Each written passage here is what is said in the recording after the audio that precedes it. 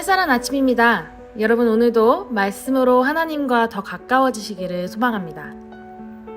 오늘 말씀은 베드로전서 2장 16절에서 17절 말씀입니다. 여러분은 자유인으로 사십시오. 그러나 그 자유를 악을 행하는 구실로 쓰지 말고 하나님의 종으로 사십시오. 모든 사람을 존중하며 믿음의 식구들을 사랑하며 하나님을 두려워하며 왕을 공경하십시오. 아멘. 계속해서 베드로는 악이 아닌 선을 행하라고 말합니다. 그리고 우리에게 자유인으로 살라고 말합니다. 베드로가 말하는 자유인은 무슨 뜻일까요? 베드로전서의 배경은 로마의 통치를 받고 있었을 당시에 그리스도인들이 핍박을 받고 있을 때였습니다. 그리스도인들에게는 세상 속에서 예수 그리스도를 따라 살아가기엔 너무나 버거운 현실이었습니다. 베드로는 비록 로마의 통치가 억압적이며 그들에게 복종해야 하는 삶을 살아가야 하지만 그럼에도 주님을 위하여 복종하라고 말합니다. 왜냐하면 예수님을 믿는 그리스도인들은 택함받은 족속, 왕과 같은 제사장, 거룩한 민족, 그리고 하나님의 소유가 된 백성이라는 정체성을 가졌기 때문입니다. 그래서 박해와 고난이 있는 상황에서도 억압적인 통치를 따를지라도 그 속에서 자유할 수 있는 것입니다. 또한 그리스도인에게 가장 큰 자유는 죄로부터의 자유입니다. 하나님의 형상대로 지음받았지만 우리의 죄로 인해 그 죄의 노예가 되어 살아갔습니다. 그러나 예수님의 십자가와 부활을 통해 우리를 더 이상 죄로부터 얽매이지 않고 자유함을 얻었습니다. 이미 죄로부터 자유한 우리가 세상 속에서 우리에게 당하는 불의에 맞서서 화를 내거나 싸우며 악을 악으로 갚으려고 하는 죄의 노예로 다시 돌아가려고 하지 말아야 합니다. 왜냐하면 우리는 죄의 종이 아닌 하나님의 종이기 때문입니다. 이어진 말씀의 베드로는 그 자유함 가운데 그들이 받는 박해와 고난의 폭력적인 저항과 악을 행하는 모습이 아닌 하나님의 종의 모습으로 살라고 권면합니다. 하나님의 종의 모습은 어떤 모습일까요? 17절에 모든 사람을 존중하며 믿음의 식구들을 사랑하며 하나님을 두려워하며 왕을 공경하십시오 라고 말합니다. 하나님께서는 우리에게 몸소 존중의 삶을 보여주셨습니다. 자비로운 하나님께서 우리를 먼저 사랑하셔서 우리의 죄로 인해 깨어진 관계를 회복시키기 위해 하나님의 아들 예수 그리스도를 우리에게 내어주셨습니다. 그 존중은 사랑을 통해 보여집니다. 17절에서 베드로는 모든 사람을 존중하라고 말합니다. 이 말은 앞서 말한 것처럼 우리는 우리와 맞지 않는 사람들에게 악으로 대하는 것이 아닌 존중해야 하는 것입니다. 하나님께서 우리를 먼저 사랑하셔서 우리에게 존중하신 것처럼 우리도 서로를 존중하며 사랑하는 자가 되어야 합니다. 로마서 12장 10절에 형제의 사랑으로 서로 다정하게 대하며 존경하기를 서로 먼저 하십시오 라고 바울이 권면하듯 누가 먼저 하는 존중이 아닌 서로 먼저 하는 존중의 모습을 보이는 여러분이 되시기를 소망합니다. 그리고 베드로는 하나님을 두려워하며 왕을 공경하는 삶을 살아야 한다고 말합니다.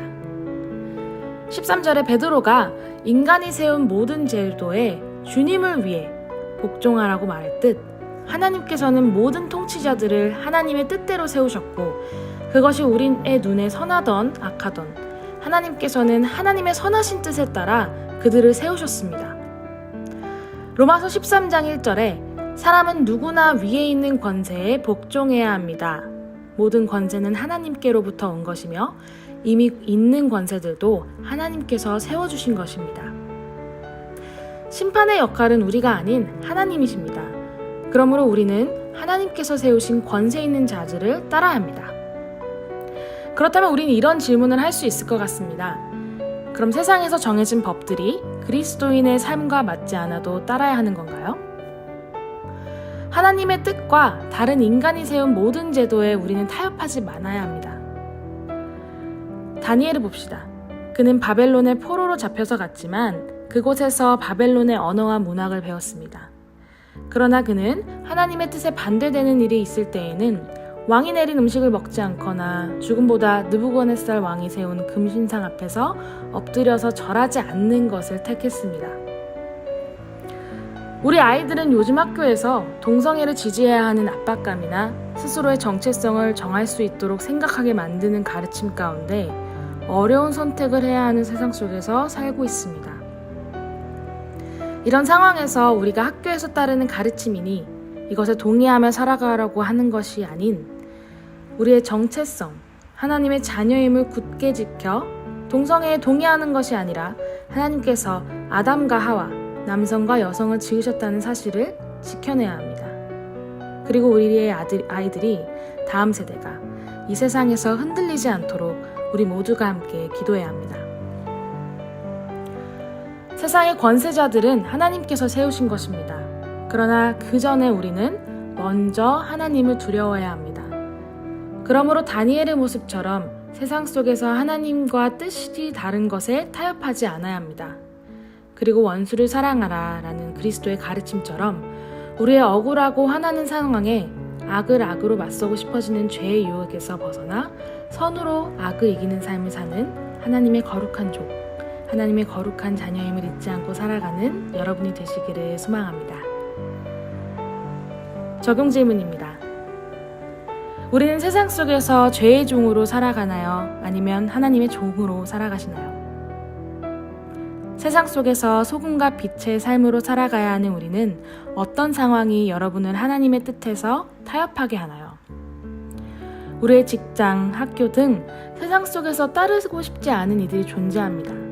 그러나 우리가 그들을 악으로 맞서 싸우는 것이 아닌 선으로 악을 이기는 삶을 살아야 합니다.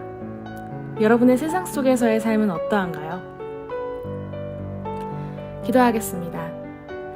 온 세상의 창조주이신 하나님, 이 세상 속에서 빛과 소금으로 살아가는 것이 때론 너무 버겁고 포기하고 싶어질 때가 많습니다. 창조주 하나님께서 지으신 모습 그대로 살아가지 못하는 세상 속에 예수 그리스도를 통해 죄로부터 자유함을 주시고 이 땅에서 하나님의 자녀라는 정체성으로 굳건히 살아갈 수 있도록 지혜와 힘을 더하여 주세요. 그리스도인으로서 타협해야 하는 상황 속에서 우리는 하나님의 뜻을 택하는 거룩한 하나님의 종이 되기를 소망합니다. 사랑합니다. 예수님 이름으로 기도합니다. 아멘. Embrace Jesus, embrace people.